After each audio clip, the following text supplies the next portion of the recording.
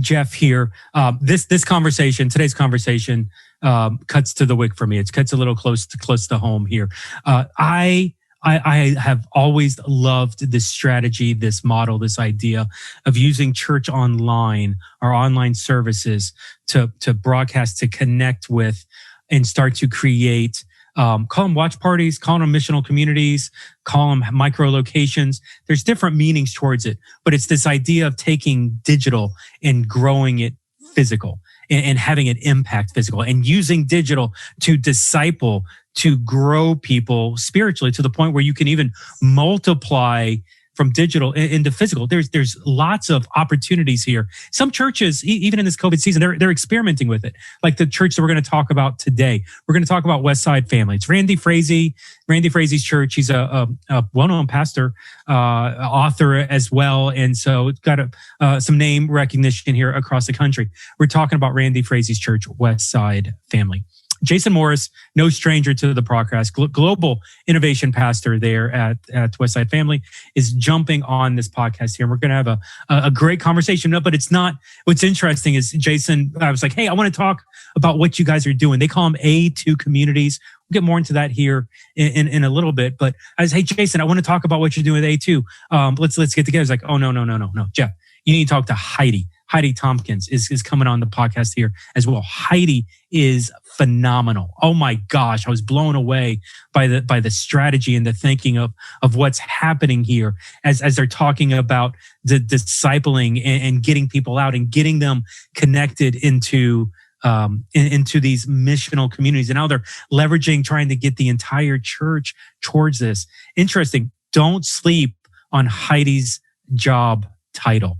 Oh my gosh, the intentionality with this is going to be phenomenal for it. And it's a church that's very aggressive, a church that's doing the large gathering well. They're not, it's Westside is a big, successful church. And they're saying, hey, we need to do something different to reach a different type of person. The church today, we've got a PR problem. We talk about it in the podcast. There's a PR issue with the church, public relations. Like it's funny. I think sometimes Jesus gets swept up in the church, and I don't know in this situation. I think it's Christians that may have lost sight of things. I think it's the church who's struggling to adapt and adjust. But I think there's an option for people to see Jesus in a clear light.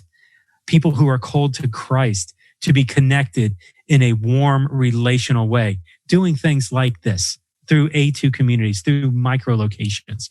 So church, if you're struggling with evangelism, if you're struggling to reach people outside of the 99 of the people who are connected to your church already, if you are shrinking, if you are flatlining, if you are not growing, even in this COVID season, if you're trying to figure out even what multiplication could look like, oh my gosh, this is a great conversation.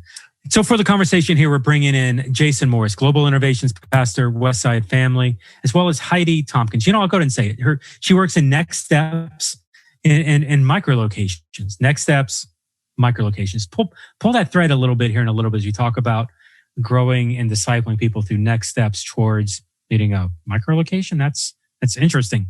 The importance even for a large, successful church. But I get back.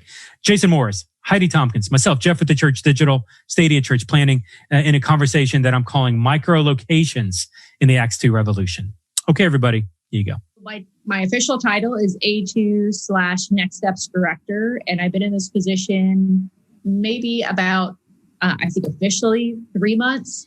But I worked in it for a few months before officially switching over. And prior to that, worked alongside with the lady who was in the position before. So I've been at Westside on staff for a little over 3 years at this point in time. So I've worked in family ministry and then now in the Next Steps ministry. So help me here. Let's unravel some of the onion here. Your Next Steps and your A2, which house church micro-locations, let's just say what it is. Mm-hmm. So is the goal of Next Steps, of course we know this, Next Steps is taking steps towards a discipleship pathway, engagement, connection. You're trying to make sure people get connected in to the church, but you're also the house church. So is the goal to get everybody in your church to do this micro-location type strategy? Like you're that far? Unpack some of this for me, Heidi, here. Help me here. So really, I would say our ultimate goal is that we have everyone within our both online and on-site. We want to get everyone plugged into A2 communities. And so the ideal, which I don't even have a guess on how long this will take. I mean, for some groups, it's going to happen faster. For other ones, it's, years away. But the ideal scenario is getting a group of people together who are just truly doing life together. They're discipling each other. They're learning together. They're going out and they're then pouring into the people around them, influencing their community, and just really be in the hands and feet of Jesus. And so I would say it's not our goal to like eliminate the building. We really are taking an approach of a both and, because we have, I feel like there's benefits to both. We definitely need to get people into living out just really biblical community outside of this building. And I feel like this pandemic has been the prime, spotlight on why this is important, because what if this didn't lift in only a couple of months? Like what happens to people when they are outside of this building and disconnected from the building itself? What does that look like? They need to still be able to function and grow in Christ and still, like I said, be the hands and feet and reaching people around them, whether building doors are open or closed. So that being said, we want to create this environment where people are living truly in this Acts 2 scenario of community. But we don't have any intentions of anytime soon closing doors here either. Like there's a benefit of having the building and coming back and charging and building and that sort of thing too. So we look at really as a both and. The whole Acts 2, A2, well played. Way to slide that in case it wasn't obvious for some of the audience. It wasn't obvious. You and I have talked a lot about this, where attendance patterns are on the decline. People are only showing up maybe once a month anyway. And so in our mind, a healthy rhythm may actually be consistent weekly interactions in their A2 group in their neighborhood and coming to the big block once a month. That might be a really healthy rhythm. And in some cases, depending upon the A2 group, if they are really if that is their primary expression of church, it might be once a quarter or whatever. We have like these, what we call like these goosebump events where we bring together for, just worship and prayer. That's it. Not a lot of teaching, none of that, just worship and prayer. But so that people can get a sense of a larger network of groups together. Because one of the things that, and this too, when you're dealing with house church or micro-siting, it's very easy for people to think that that's all there is. When in reality, what we want is those things to be networked and connected all together, honeycombed all around Kansas City and beyond. And so that's where those goosebump moments come in, like maybe once a quarter or something like that, or once a month. If you want to show up to the big box or whatever, you can do whatever you like. But we're giving people options where they can embody Christ right where they live and actually find ways of doing practical discipleship that work better in that environment than you'll ever get in a big box. Mm-hmm. You know what we did? We jumped in the deep end right from the get-go. And so let's back up a little bit. Like somebody out there, they're new to this, micro-locations, A2, practicality. What is this? What are you guys doing in this? We'll get to the deep end. We're going to run here in a second, but let's walk a little bit and get everybody caught up. So at Westside, we've had small group life groups, whatever you want to call them. They go by many names at many churches. So we had that existence happening here. And I would say that we really, personally, from the time that I've been on staff, I've seen that kind of just head into a decline, and we would do all church initiatives and get a little bit of a bump up, and they just didn't last. And so really what coming into this A2 community, and Pastor Randy Frazee was the one who was like, this is really what I want us to build, is these Acts 2, it's 2:42 to 47, living in that type of lifestyle. And so that was something he was bringing in. And so what we really, coming out of the lockdown was really when we basically kind of introduced a shift in what we were doing in regards to group life. And so kind of before that, I would describe it as, for lack of a better word, a little bit like a Match.com. You came up to a table and you're like, oh, I would like a Wednesday night that has childcare, and maybe I only want a group that is only women, or only want this. And so you go through and you kind of handpick what you would like your group to look like. But most people are going into that scenario because they're going to commit to 6 weeks, an 8-week study. And that's the mindset that they had was, oh, everyone in church is going to go, let's say, through the book of Mark. And so they jump in, they sign up for 6 or 8 weeks.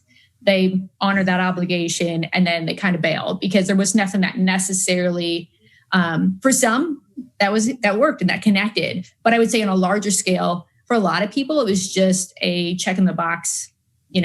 I put in my 6 weeks. That's what I signed up for. And then I'm out. And so we really wanted to shift that mindset because it was just temporary, and it wasn't building that deeper community. It wasn't building what we were looking for as something that's sustainable outside of the building. And so that's when we started to introduce this A2 community. And so we actually start everyone off going through this A2 revolution, which we did as an all church initiative. It was a 6-week study. So this is one thing that we do say, sign up for 6 weeks, catch the vision, and then go from there. And maybe the group that you did that 6 weeks with, maybe that becomes your group. Maybe you jumped in with people that you're connected with, or you already started off with people that you were involved in and already have in your life. If not, as you're going through that, this 6-week study kind of explains the grander picture of what we're looking for. And some groups that would have been together and they've been hanging out together, all along, some of those busted up because once they caught the vision of this A2 community, they realized, well, hey, we do meet together once a week, but I don't see you at any other point in time. Our life does not overlap at any other point in time. We really just show up 1 hour a week and we get together and they may enjoy that. But when we go through the 6-week study, one of the things that we really emphasize is take a look at your circles. Who are people that you are already in community with? And especially if you can catch circles that overlap. So maybe it's someone that you see these same families at the baseball field, and you also run into them at the gym. Well, if it's someone that you already have natural touch points at a couple of times during the week, those are the people you're going to want to grab and start doing life together with, because you kind of already are. So just being more intentional with that. And so with what Jason is saying, it really comes down to what it says there in Acts 2:42-47. And they devoted themselves to the apostles' teaching and fellowship and the breaking of bread and prayer. And in all came every soul, and many wonders and signs began done. So it really is taking just that simplicity of pulling scripture and saying, this is what they were doing in the early church. We want to take that and make that happen here in the Western culture in this day and age. That's a solid definition. I totally want to get to the culture shift of changing from like a small group structure to was this first off, was this like a reaction to COVID, to the culture? Was this something you guys were mulling on kind of beforehand? What's the genesis kind of this new approach? So it was something that was already in the works that I would say COVID just really pushed the timeline up on. And so it's just something that all of a sudden we were like, hey, we were looking at kind of, casting this coming into 2021. And now we got to pull that even earlier and get this going because of the need and just what was happening. And especially as we talked about, gathering with these small groups and getting the people together. Well, through the lockdown, once that lifted up, we could meet in groups of 10. We could bump out, you can meet in groups of 15. Well, this is an ideal scenario where people are looking to gather together. They're already going to gather together with people that they're naturally comfortable with, that they're already doing life with. And so it really, I feel like God just opened up a door to launch something that we probably couldn't launch as well in a different scenario, if that makes sense. Yeah, totally. And so then this is a long-term solution here. Like, this is not, hey, we're just doing this because our buildings are at 30%. Like, Talk to me about why it's long-term, how that fits into the mission and vision, culture adoption. Like, unpack that. Why are you looking at this long-term?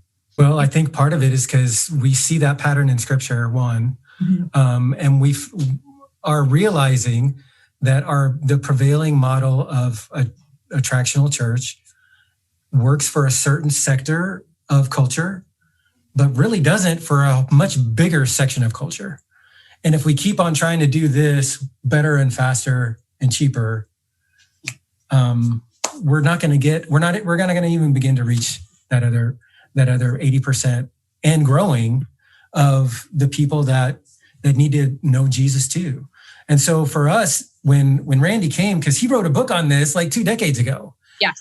And he's done it. And that was part of the reason why we wanted to bring him in, even, was because he understood this concept, and he had like a 5-year plan. Okay, this is how we're planning on rolling this out, because it is a paradigm shift. It is not the same as what people are used to.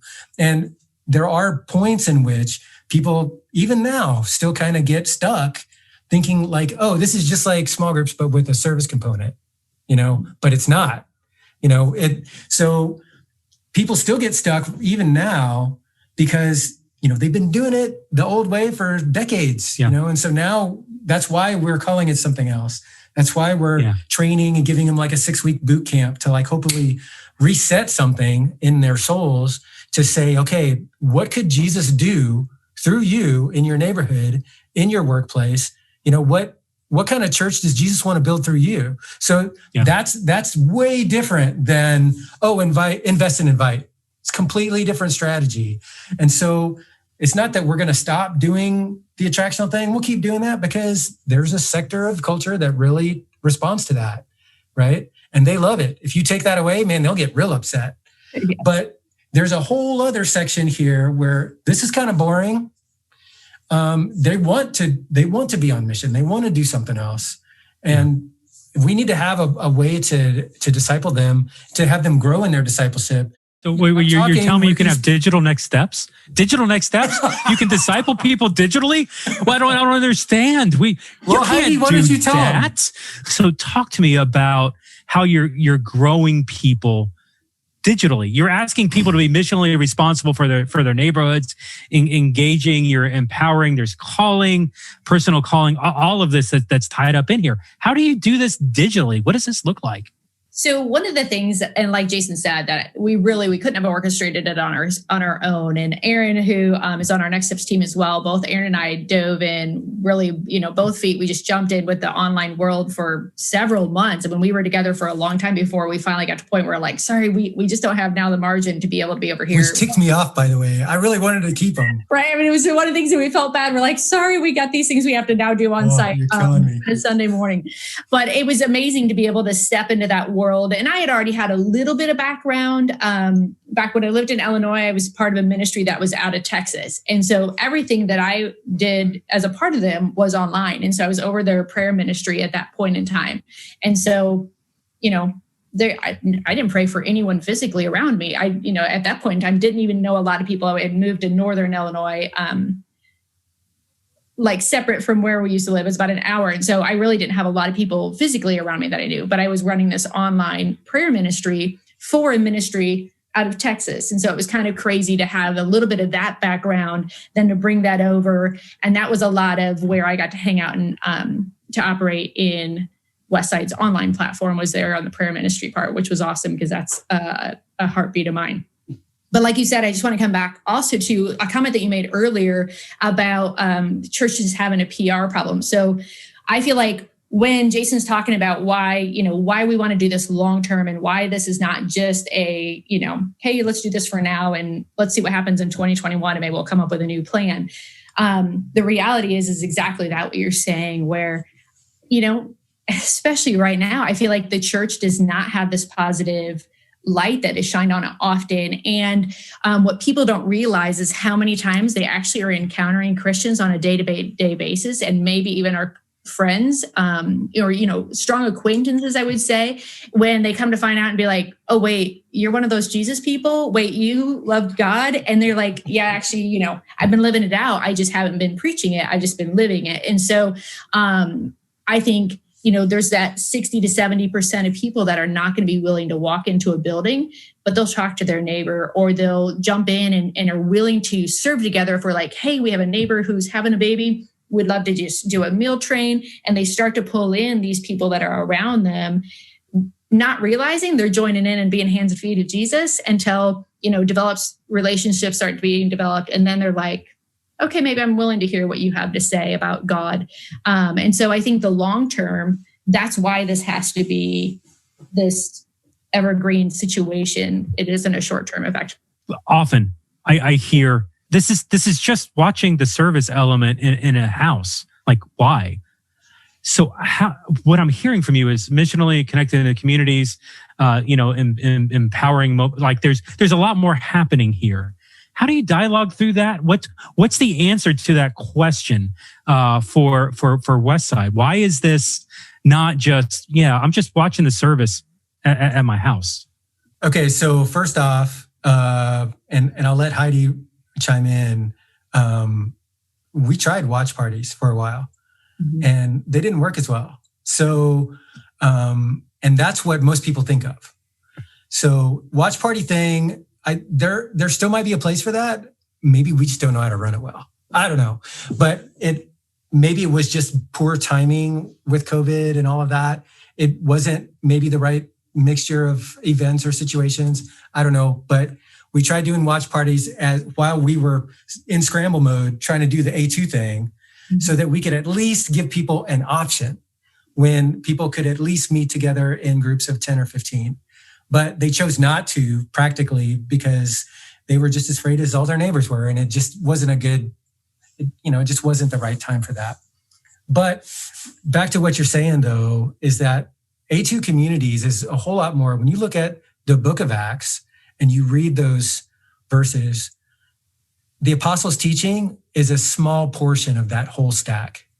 In fact, one could argue that one thing you do see in the whole stack of things there is community.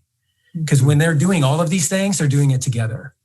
And so there is an element to this that I feel like a lot of times in church world, we're really big on the teaching side, but we forget everything else that they're doing.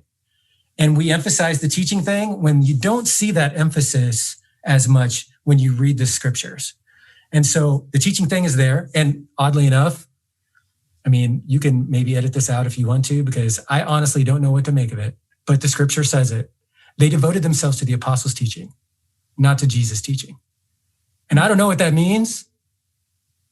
The apostles clearly are following Jesus, right? Mm-hmm. And even the apostle Paul said at one time, follow me as I follow Christ. Yeah. It is interesting though, who they're devoting themselves, whose teaching they're devoting themselves to. So one of the things that we're building into this is not just Bible study stuff, or not just, going over the sermon stuff. That's a small portion of it. Prayer is a big piece of it. Serving and identifying in your neighborhood, specifically, where are the places in your community, like in your neighborhood, that need service, that need help, that need compassion. And we've got a whole other arm in Westside of local impact that is working to be a matchmaker between these A2 communities and the needs that they're probably down the street that they don't even know about, like a school that needs backpacks or whatever it happens to be. And so we're trying to keep it as hyper local as we can so that they can have the greatest impact right where they are. And all of those relationships start to overlap one another and create the synergy and momentum, because you're interacting with these same people that you're serving as you do your daily life. So it doesn't feel like another thing that you have to schedule time for as much, because you already know these people and you're already good friends anyway. When you're asking that question on, what's the appeal, I guess, of, we're just sitting around watching church and then maybe asking a couple of questions or doing a little discussion. I think if that was all that they were doing, then absolutely there's not a big appeal for it, just as Jason's saying. But when you add those pieces of, they break bread together, coming and eating together, which automatically connects people. You add some food into a scenario and now you got people talking and they're hanging out. And if you've got a healthy group, half the time it's like we have to stop everyone stop eating and let's like get over here to do some of the content, because we can easily blow past that while you're, being together, community, breaking bread together, discussing what it is that you're going to do, how you're going to serve, what you're planning, that sort of thing. So I agree completely with Jason saying that the content itself is just a small piece. And so often we put it as if it's the main piece and the big chunk. And I don't think that's a right place for it to be, because it is a smaller, just one of the components in it. What I'm hearing is it's much more the A2 communities. It's outward facing. It's not necessarily inward. It's reaching. Is that a safe assumption that this is all the goal of it is to connect with people outside of the church in the communities where the houses are, and invite them in and through building relationships, but get them connected to people called to Christ, warm them to Christ, and get them connected to the A2 community. Does it ever connect back to the campus? Is the A2 growing in independence to become something else one day? Have you thought down the road, like, where are we going with this thing? So the way that I see it is we have the A2 communities that, right now, a lot of the primary ones that we have happening right now are groups that have been existing long term. So the nice thing is as we launch this and we get this off the ground, we're still molding and shaping it as we go and learning as, this kind of comes along. So the nice thing is that we have these groups that, in some of them, in many ways, were already living this out, but they were just called a life group because that's what, was happening. But they already had several of these components already built in. But in regards to like where this all goes, for some of those, absolutely. I think there are some that are strong enough and have the structure and the different people that are built into that they have the potential that if God prompts their heart, they probably could just totally micro church and just keep, touch base with the building to, be provided with resources or, that sort of thing, where we look at Paul, because when Paul went out and he planted the churches, we see that he stays in constant communication with them. He didn't, stop at one place, teach them, hang out there for a couple of years and then like, see you later. He was always checking back, making sure that they were staying on track, making sure that they were staying biblically aligned. And so, if we have some groups that God prompts their heart in that way, absolutely. I think that's something that Westside would embrace, that they kind of micro church with that same concept of making sure that, we keep a touch base with them in a very Paul-like manner of saying, okay, are you guys staying sound? Are you staying biblically sound? What can we do for you? How can we help?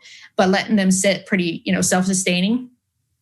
At this point in time, I personally don't see that we would have a ton of those. Now, I could be totally wrong on that. I do think that with our current mindset, now maybe we look down the road even a little bit further, that may be different. But with the way the current mindset is, like Jason referenced earlier, we're just having a hard time getting some of our people to just shift over to think, I'm no longer doing a 6-week group. Hey, wait, this is bigger. There's more to it. This is a bigger commitment.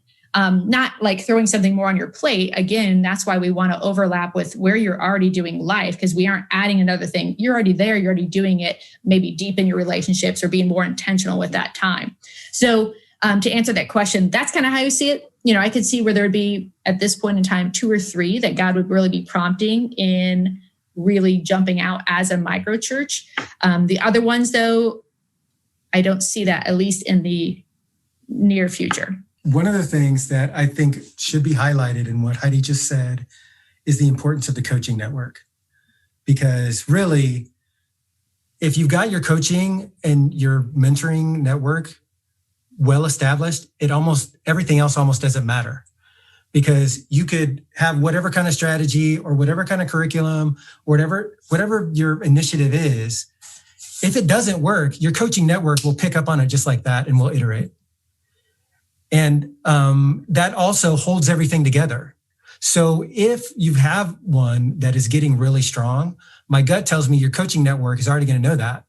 Right. And given the scenario that we're in right now in COVID, there's a couple of things that are on the horizon for us as Westside that, Randy and the team are thinking about, knowing that because the macroeconomic damage of COVID has already been done, that there's a high probability that we're going to be looking at mergers in our future in the next couple of years.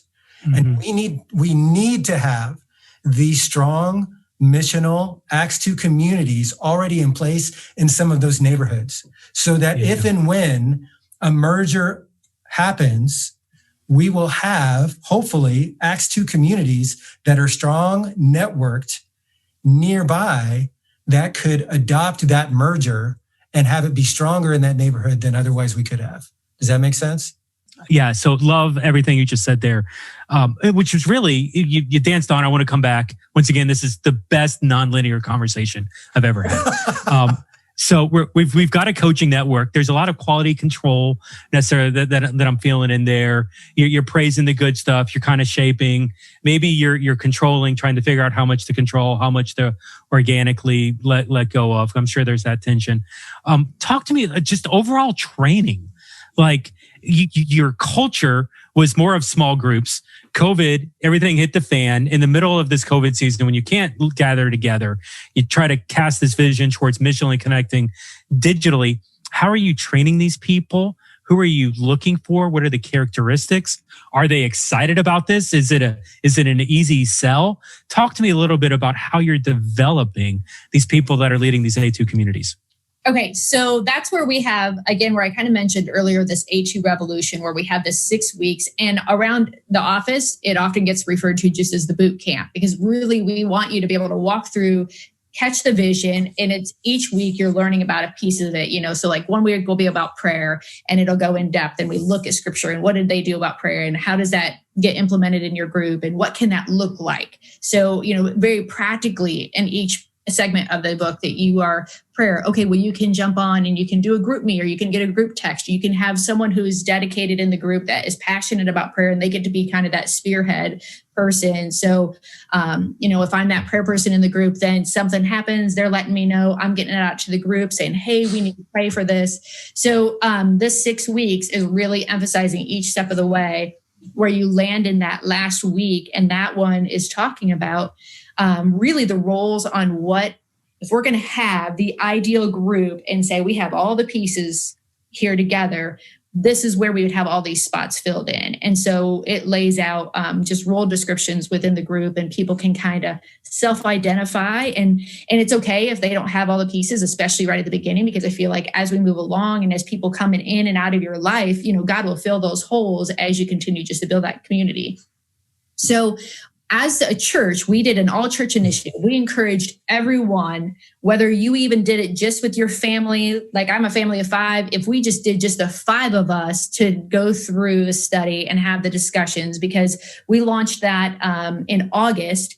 And so not a ton of people were back in the building at that point in time. And there was, even more people that just were not even willing to get together with a neighbor. So we were like, we want everyone on the same page moving forward. So even if it isn't doing it in community, the ideal scenario is to go through this 6 weeks together in a community. But in 2020, nothing was an ideal scenario. So we're like, just go through it. So we really launched it to everyone, for everyone to go through it and kind of let God prompt along the way, whether someone, because after that we were like, hey, let us know. Do you want to activate a group? Do you have people in mind?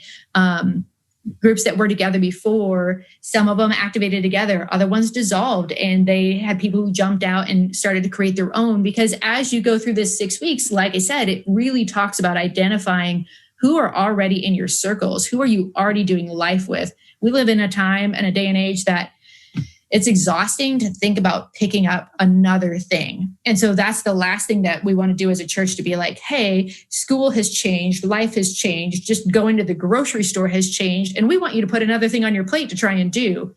Everyone would be like, no, thanks, not interested. But to step into something that says, this is already, we're going to meet you where you're at, and take that and build it into what would be your biblical community. And so, like I said, initially we encouraged everyone to go through it so that everyone could catch the vision or the direction that we were going. The other piece that we have at play that we're still doing a little bit of work and tweaking on, we offer something that's called Shape, and it is where it's a spiritual gift assessment. It has a little bit more detail that goes into that. And so we're looking for ways that as people take this Shape, that we can really identify those connectors. And what Pastor Randy has experienced is if you can get those connectors, those people then naturally can begin to formulate and create these A2 communities. And so we kind of have two things happening there. One is we have new people come in and we want to introduce them just to what our way of life is in regards to group life.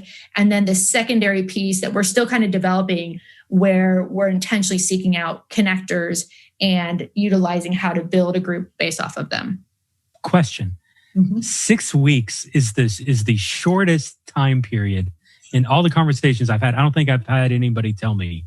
Yeah, so the disciple making process to get some at an A2 at a missional level, like that's it seems to me a very short amount of time. Are you guys experiencing any challenges in any issues in that? How do you overcome, like, is the coaching network that you said is in place for some of the quality control, maybe, like, beyond that 6-week training, what's next for them as they leave the revolution and get into the community? So that's just as Jason was talking about, that's where our coaching system then steps into place. So you come in with a facilitator, you go through that 6 weeks. And then if you, let's say a table launches or an online group says, we're going to stay together, we're going to commit to staying together.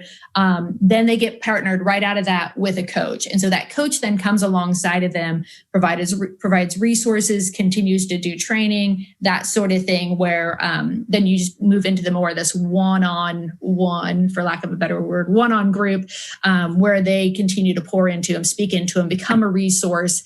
That's where you go for questions and kind of anything you need. So I think the 6 weeks is both. Most people are pretty game for being like, okay, well, I'll take 6 weeks to learn something or to get it, if it is fast. So we're taking something and truncating and being like, we're going to cram as much as we can into the 6 week window, knowing that most people are willing to give 6 weeks to learn something or to like at least get introduced into something, if that makes sense, knowing that we'll jump out of that and they are not going to come out of that scenario and walk into being a fully functioning A2 community. Like this is just basically getting them started, and then we'll continue to develop through relationship and through our coaching system.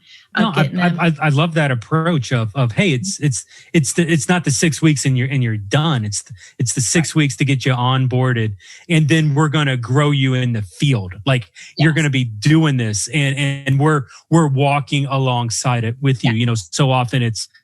In these conversations, it's like, 6 weeks maybe get you to the, I'm not saying you're saying this, I've had other churches tell me, 6 weeks will get you to the watch party, but it's going to take months, maybe years to develop the missional community. And so, but don't do that in a classroom. Do that in the mission field. Get them into the community. Get them walking and coaching through that. So you've got people taking steps. Your Paul Timothy relationship is in the mission field, not in a lecture hall. So I love Westside Family. You guys are, like, honestly one of my favorite churches. I just historically I've loved what I've seen there from day one, and you were partially responsible for me getting a job at Stadia. So once again, I love what's happening at Westside Family. This is another story with the whole Stadia thing, but definitely a fan of what's happening here. So tell me some stories.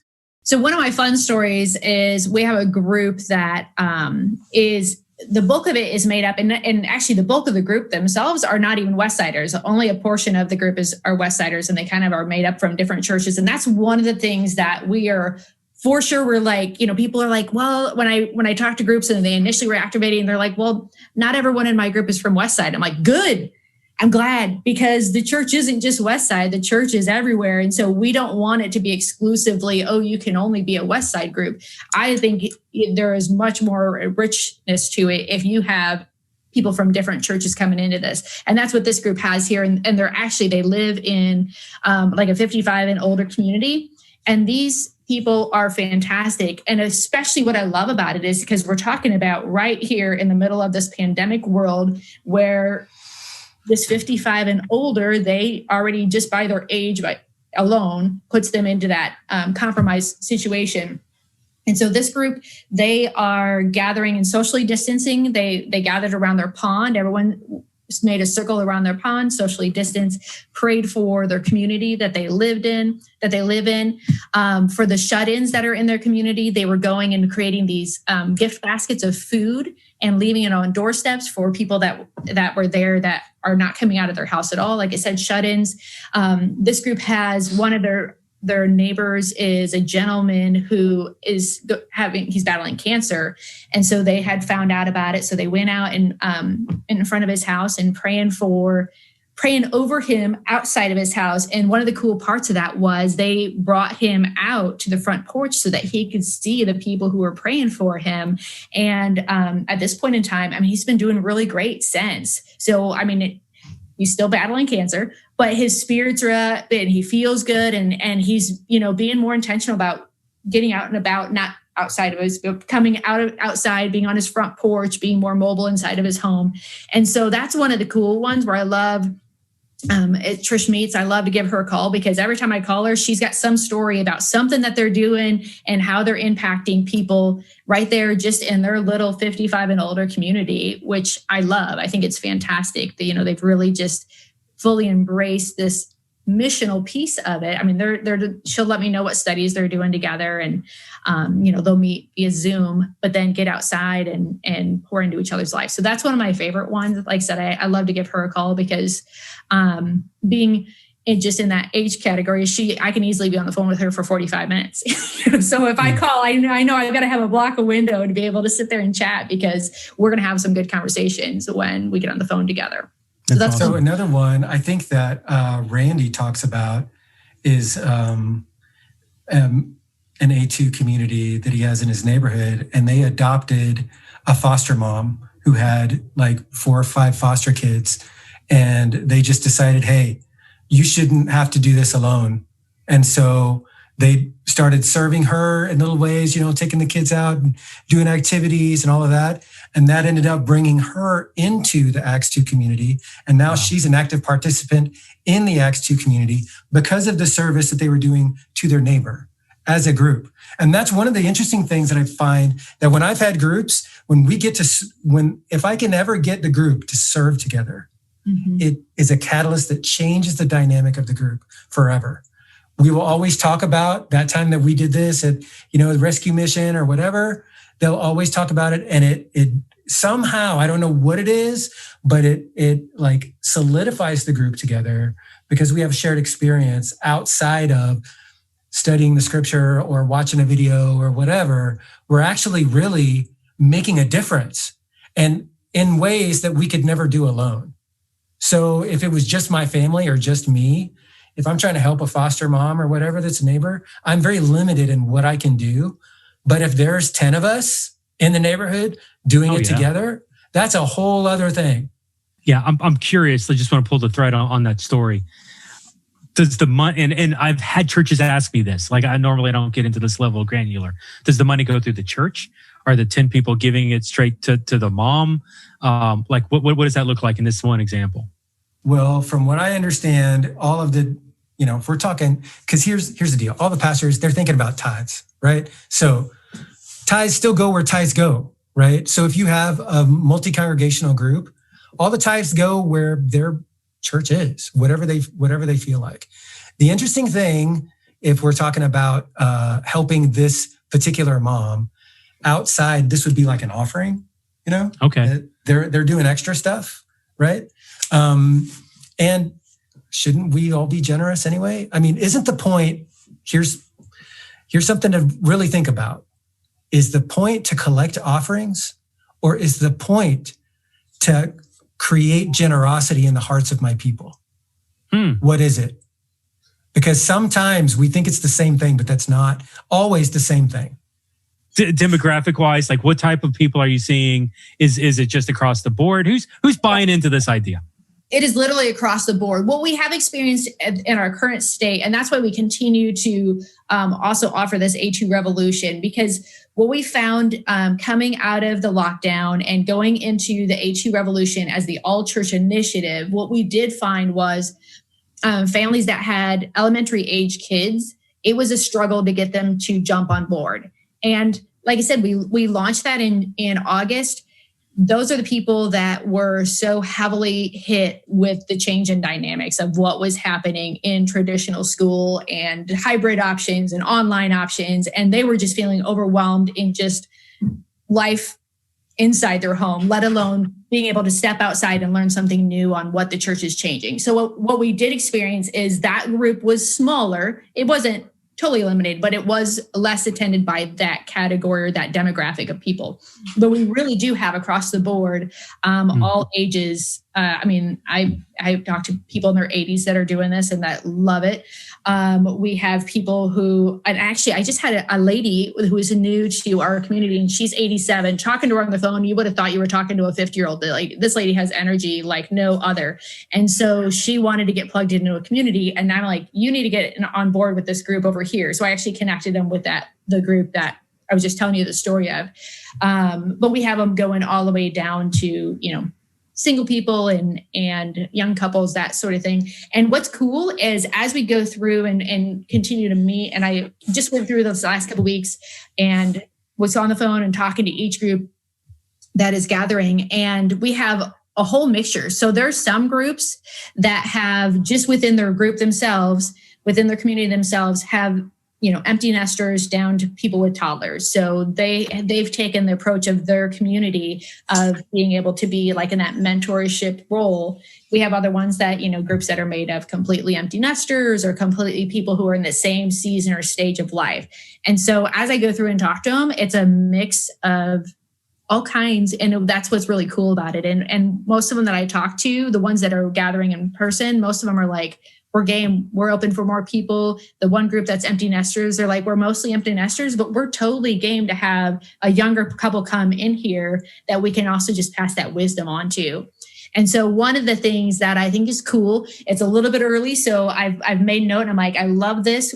And I think we can pursue it a little bit further down the road as we've had some of these groups that have been together longer, that they would love to take on a younger, newer group and kind of mentor them along. So as we talk about this Paul and Timothy, not only that one on Paul and Timothy, but think of Paul and Timothy group-wise, and I love the idea of that. And like I said, I'm like, this is awesome, because they're like, this is something we would love to do. If there's a newer group that's coming in and they're just trying to figure things out, we'd love to come alongside of them and walk them through. Group on group. Yeah, we'll mentor you, we'll coach you entirely. That's beautiful. So you're doing this. I mean, part of this has got to be digital, right? You're talking about some of the I just blanked on the revolution is done digital, as well as physical. Any digital constraints, any issues, any challenges with doing it digitally versus physically, or is it equal? Is it better? What's been the digital experience here with this, with the revolution as well as maybe the coaching afterwards? What I've experienced, because I do a lot of the online stuff. In fact, we get done with here, I'm going to get in my online A2 community right after this, is the service component is a little bit more complex because we're so spread out. Like I've got folks from Alabama, Hawaii, Texas, they're just all over the place. So when it comes to adopt a foster family in your neighborhood, how can we do that as a group is a little bit more complicated than if we were all in the same cul-de-sac. But that said, though, we are doing it, but just a little bit more on an individual level while being encouraged by the group and in some cases resourced by the group, even though we're doing it individually. One of the other things that I was talking with our global impact team this morning on was the ability of our Acts 2 communities to have the ability to go on global mission trips and have that be something where we could start off with like a virtual missions trip to start with so they could get trained on what a mission trip would be like. Like if they, as a A2 community, wanted to say, okay, we want to go to India, we could give them an India virtual missions trip that talks to them about all the different people that they'll meet. Here's what India is like. And then this year they could say, okay, this year, not all of us can go, but these two people can go and we'll all pool together funds for these two people to go this year. Next year, you two will go. And next year, you two will go. And while you're gone, we're all going to be praying for you. And we're all going to be, texting each other and finding out all these things. And when you come back, you get to share everything that happened. So those are the types of things that even in an online setting can work well. So we could do a virtual missions trip online. And if we wanted to say, okay, all of us are going to go to South Africa and pool our money together and say, okay, you're going to go this year and you're going to go to South Africa. And even it doesn't matter at that point if I've got one person in Hawaii, another one in Texas, another one in Alabama, we're all going to meet in South Africa. So it doesn't matter. A whole other podcast, the virtual mission trip. I got to write that down. We'll come back to that at a later time. So you mentioned Alabama, you mentioned Hawaii, Texas, Kansas City. Frazie's nationally known, written some books, and has a strong history in church culture. Are you seeing? So I'm hearing obviously online. I'm sure you guys are all over the map. Historically, what I know of you're all over the map. Are you seeing the A2s start to develop at that wider level? Are you hyper focusing intentionally on KC? What's the strategy here when you're looking at a global perspective? Basically, what we've done is a little bit of divide and conquer here as departments. So, and I don't know if it's the right approach or not, but at least for now, it gives us a little bit more clarity on who's doing what and who's on first. So basically, anybody inside the Kansas City area, Next Steps takes care of as it relates to their coaching network. Anyone outside of the Kansas City metro area is my coaching network. And so basically, that's I don't know if that's the right way to do it, but at least everybody knows what we're doing and who's responsible for it. So in my particular case right now, my coaching network is relatively small in comparison to Heidi's, but mine's more spread out. And what my hope is, and we're still working on this, the first time as we went through the Acts 2 revolution, when we got done, my hope was that they would all spin off their own Acts 2 communities wherever they happen to live, whether that be, I wanted another one, an A2 community in Texas. I wanted one in Alabama. I wanted one in Hawaii. I wanted them all over the place. And they kind of freaked out on me. They felt like, dude, I'm here solo. I don't know what's going on. You can't do this to me because I'm solo. And I'm like, okay, what? All right, just calm down, lesson learned. All right, we'll take it a little slower then for you. But they know that that's what I'm thinking, So I'm like, all right, I'll just track with you. And so at least for now, I'm keeping that still original group. And I'm going through like DBS style. We're going through, the book of Mark right now, using some video curriculum. And we know that 2021 is going to do the same thing. And I think over time, they're going to realize how easy it is because the actual group itself is just DBS. And I honestly don't know of an easier, more multiplicative way to do this. Because once you just start with the scripture and have a few basic questions, and then that's group and that's it. And you pray together and you eat together and, all that. Well, people look around after a while. And what I've done, at least in this group, when they all told me, no, I can't start my own group. I'm like, okay, time out. All right. You say you can't do your own group. That's fine. All right. We're going to still stay together, but you need to know this. I'm not teaching it anymore. I'll be in it and I'll participate, but all you guys, I know you guys have the capacity to do this. You've seen me do it for the past 6 weeks. It's not rocket science. You're going to do it this week. You're going to do it the next week. You're going to do it the next week and so on. And actually for the past month or two, I haven't even taught anything. I just show up and enjoy the group. That's it. I just have fun praying with these guys and everything, and they teach it. And so what I'm doing is, at least in this period, before we go to 2021 during the Lent season, where basically we're doing the same thing, is my hope is that I'll be able to tell them, okay, so we've done this together. You've taught like 3 times already. You know how this works, and it's not hard. What do you think about spinning off your own 2021 Lent group? And I haven't talked to them about this yet, but we're going to get there. right? You're gonna get there. You got to boil the frog slowly. Right, Give them exactly. the confidence, and then hey, Yeah, once again, exactly. it's walking through them in the field. It's not in the lecture hall where they're collecting dust. No, that's exactly right. Doing anything? Because, It's hey, let's do it. And version 1's better than version none. Like Exactly. do something, learn from it, iterate, and try it again. Totally love this approach. It's awesome. Hey, Jason, your global process, it's like the revolution. Very similar. It's very similar. You maybe modify contextual for some small things, but for the most part, you're just copying and pasting it and applying it in a different mindset, in a different culture, environment, right? Yeah. Yeah. In fact, one of the things that when we were going through COVID and we were saying, oh, we got to do Acts 2 communities now. What do we do? And I had a lot of conversations with Heidi, and it's like, well, let's just do the same thing we do globally. It works there. And I know it can work here. And that was one of the things that, like when Rob was on staff, now Casey Underground, it was the same thing. It's like when you go overseas and you see how multiplying movement ministry can work with ordinary people doing ordinary things and allowing Jesus to do the supernatural, then you come back to the States and you think, does it have to be this way? It's like, you just start to think, let's reverse engineer what we know works on the other side of the planet and do it here simply. And, let's see if it works. And what we found is that it can, but it does take a mind shift because it is a different ministerial engine that runs on different fuel than what we're used to.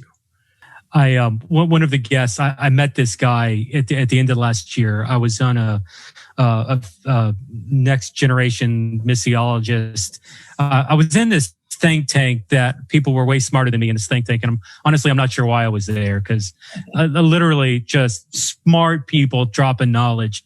And one of the guys his name Sam George. Never heard of him before. Ooh, was Indian. Do you know Sam George? Oh my gosh. He's a good friend. This man, so my head's exploding. Oh my gosh. And he's like, you really want to understand Acts 2? Go live in China for 6 months, then read, or Acts. Go live in China for 6 months, then read Acts. You live in India for a year, then read Acts. Now, then you start to understand the international church completes the American church. It's not the American church going to. I'm preaching. We're gonna have Sam on the podcast. He started talking about diaspora. Ecclesia, the scattered gathering as opposed to gathering the scattered. My head's exploding.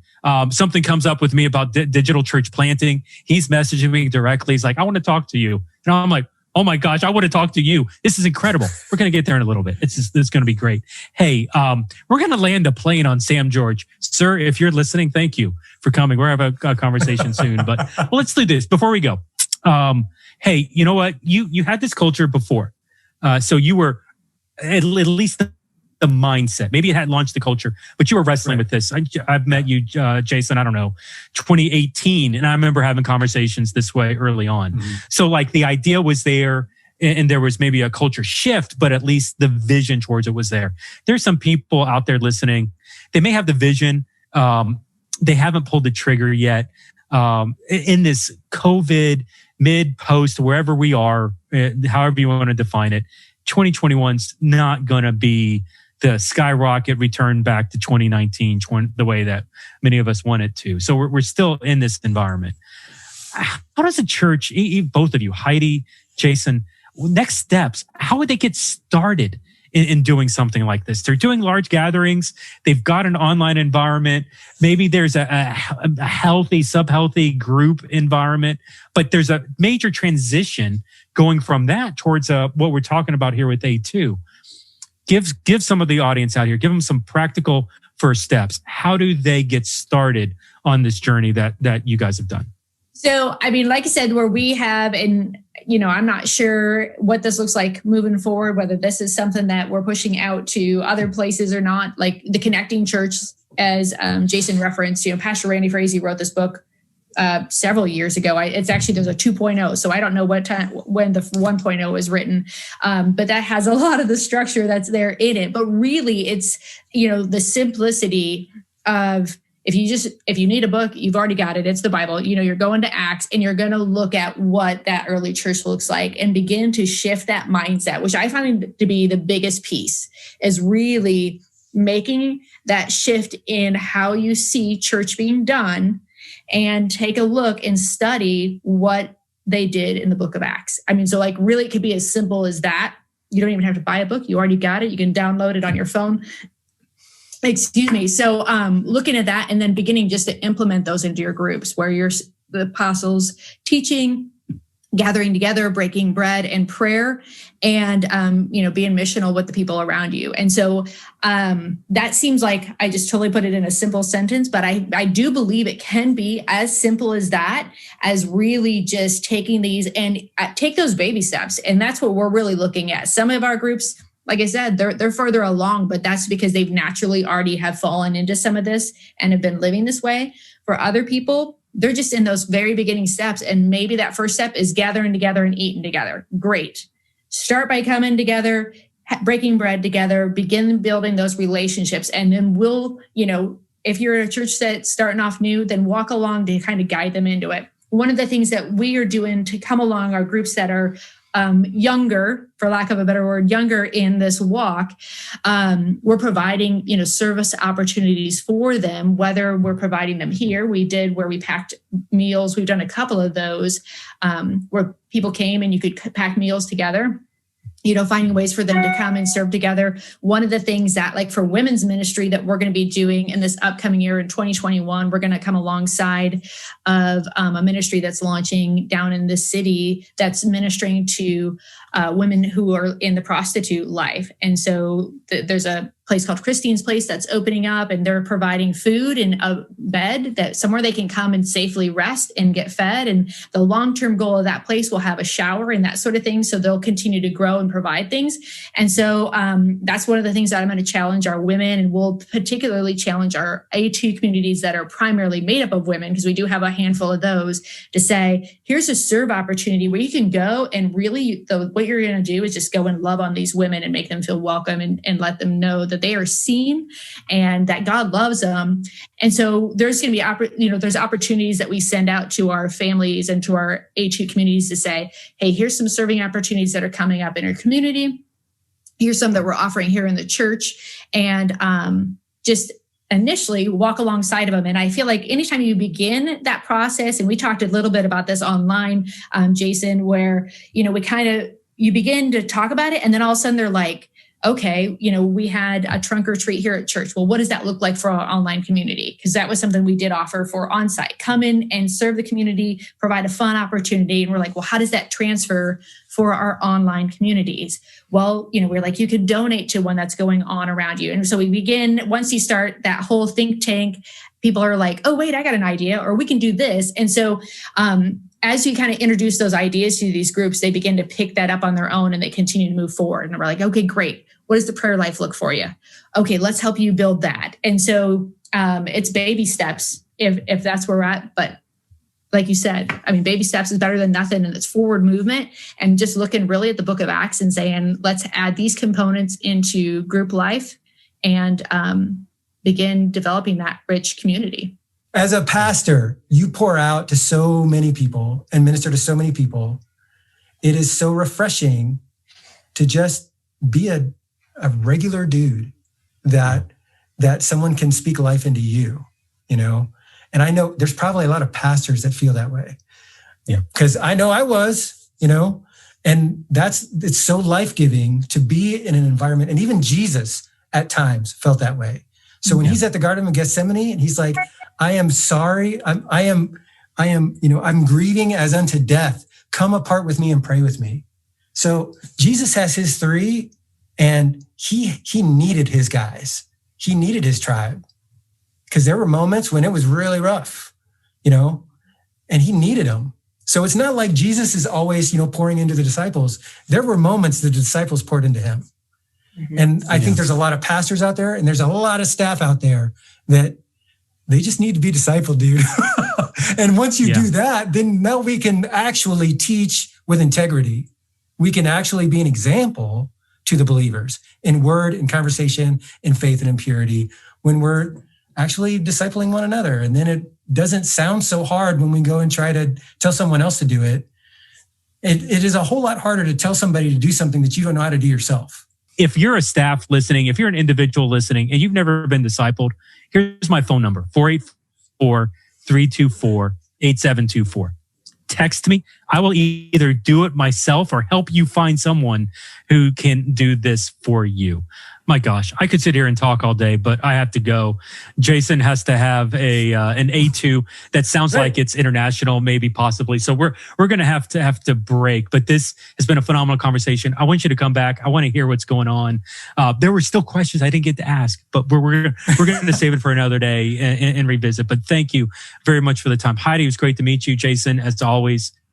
My heart goes to you. For Heidi, for Jason, this is Jeff at theChurch.digital and Stadia Church Planting. Thanks for joining us here on the podcast, and we'll see you next time here at the show. You all have a good day.